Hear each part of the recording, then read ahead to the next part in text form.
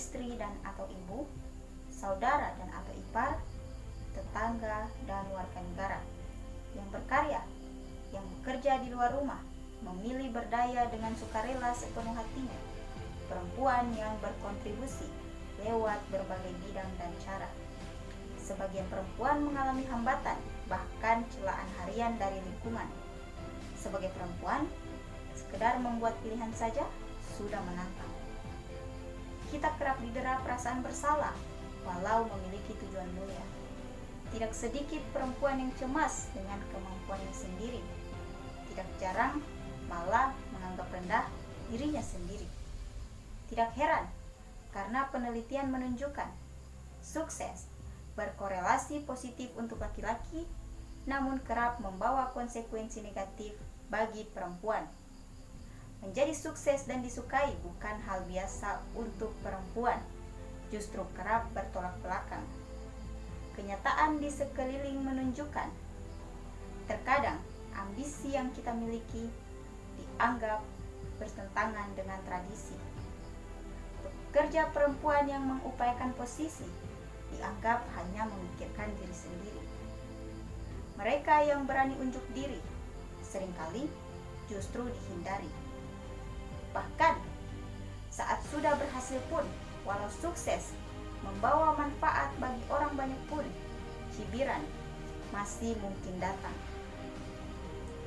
Menjadi berhasil bagi seorang perempuan bisa saja memicu hal negatif.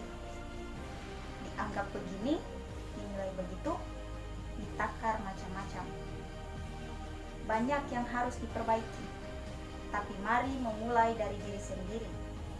Tidak ada yang lebih tahu siapa perempuan selain kita sendiri. Harga diri tidak ditentukan oleh orang lain, melainkan berasal dari pengenalan atas diri kita sendiri.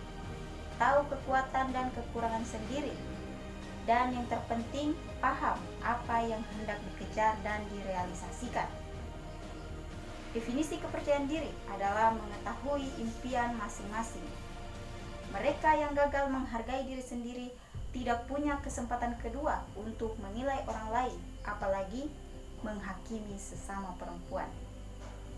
Perempuan harusnya saling bergandengan tangan, bukan malah saling menjatuhkan.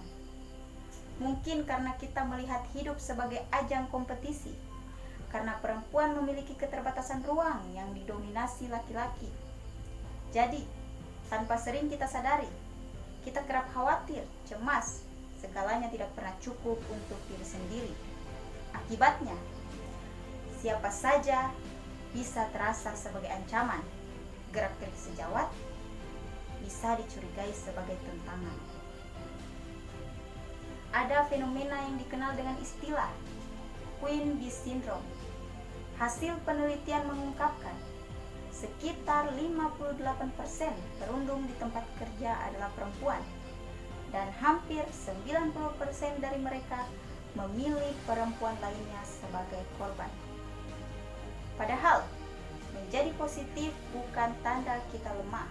Mendukung mereka yang berhasil bukan berarti kita mengakui kegagalan.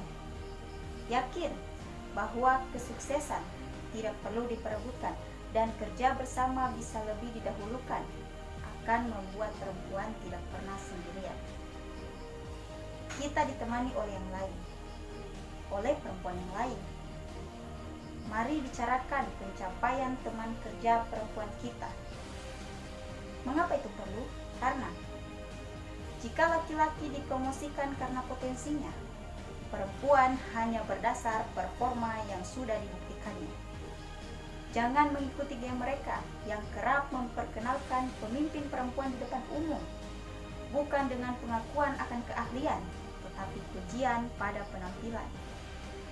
Jika tak ada yang sudi mempromosikan perempuan, biar sesama perempuan pula yang menjadi jurkamnya. Mari lebih menunjukkan empati dan kemurahan hati, menjauhi kecemburuan, menghindari runcingnya perasaan bersalah yang kerap mendera perempuan. Saya mengalaminya dan berlatih untuk lebih baik setiap hari. Kita sudah terbiasa bekerja lebih keras dibandingkan para pria. Perempuan biasanya lebih rajin, lebih tekun, lebih konsisten, karena seringkali pintu-pintu yang terbuka dengan mudah untuk laki-laki itu justru harus diketok atau didobrak lebih keras oleh perempuan. Jadi, mari membangun lingkaran kekuatan antar perempuan, lingkaran untuk berbagi pikiran, perasaan, dan memupuk keberanian. Percayalah, kita tidak pernah sendirian jika mau membangun lingkaran.